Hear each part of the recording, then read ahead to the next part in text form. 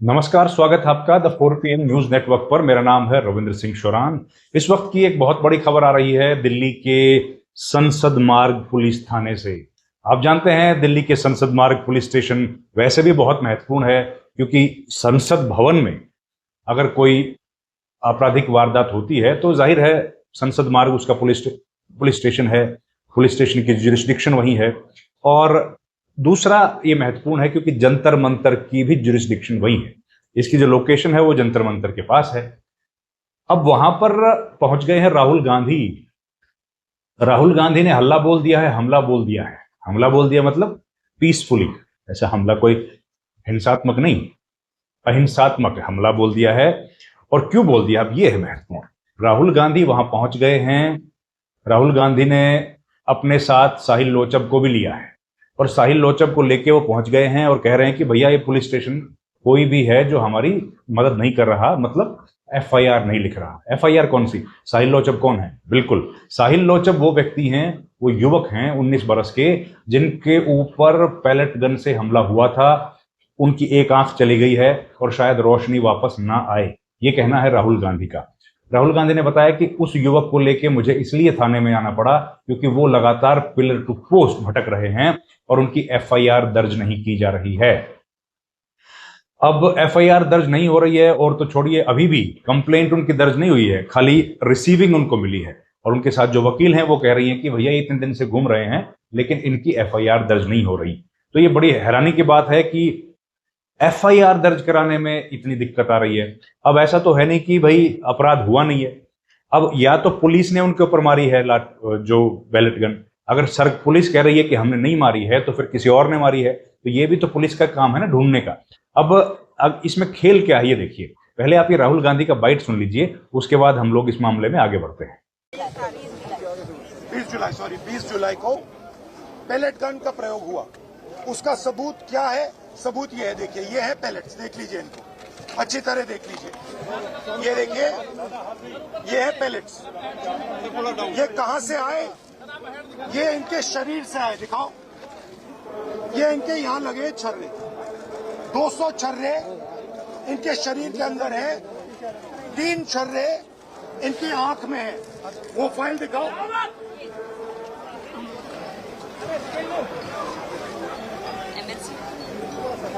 ये है एम्स की रिपोर्ट, लेडी हार्डिंग की रिपोर्ट, जिसमें साफ लिखा है कि इनको एम्स की एरी, जिसमें साफ लिखा है कि इनके शरीर में 200 से ज्यादा छर्रे हैं, आंख में 3 छर्रे हैं, आंख इनकी खो गई है, उस आंख से वो नहीं देख पाएंगे, और इनके दिल के पास, बिल्कुल दिल के पास छर्रे हैं जो छुए नहीं जा सकते हैं। दिल्ली पुलिस ने कहा कि हमने छर्रे नहीं चलाए। तो एक ही सवाल है, अगर आपने नहीं चलाए तो किसी ने तो ये छर्रे चलाए होंगे।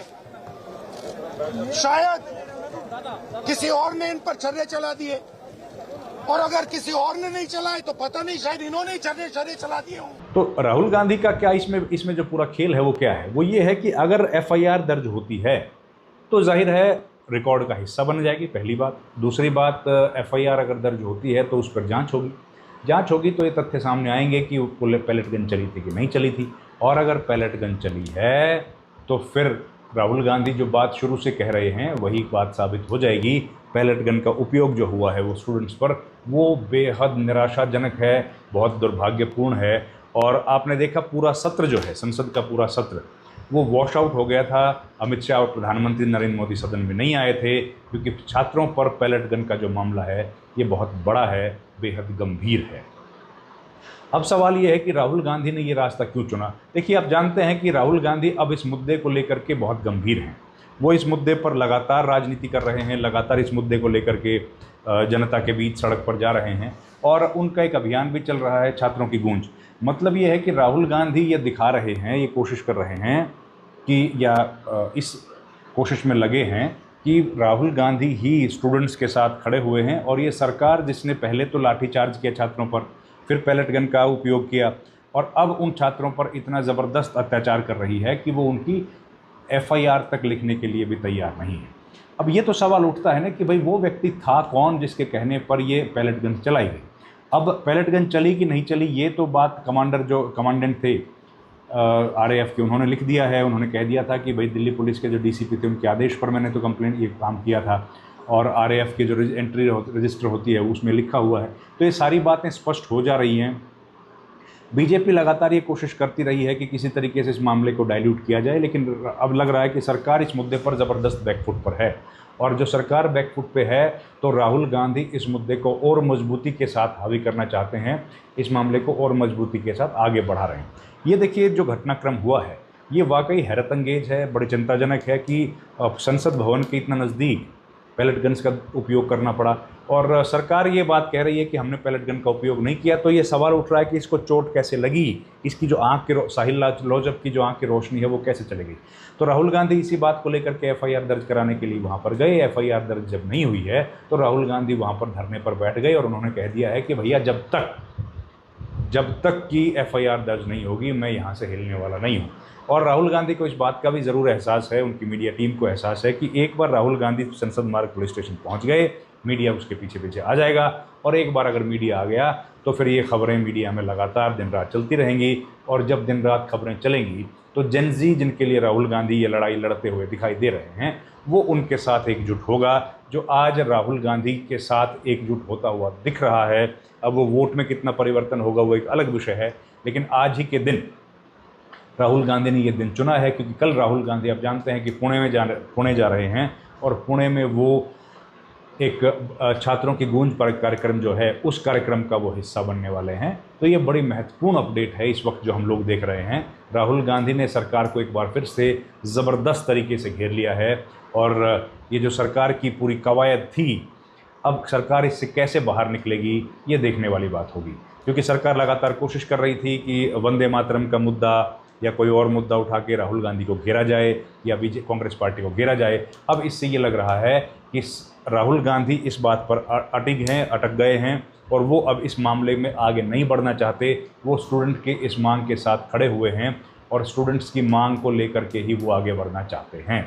तो सरकार ज़बरदस्त बैकफुट पे है, पूरे संसद सत्र के दौरान बैकफुट पर थी।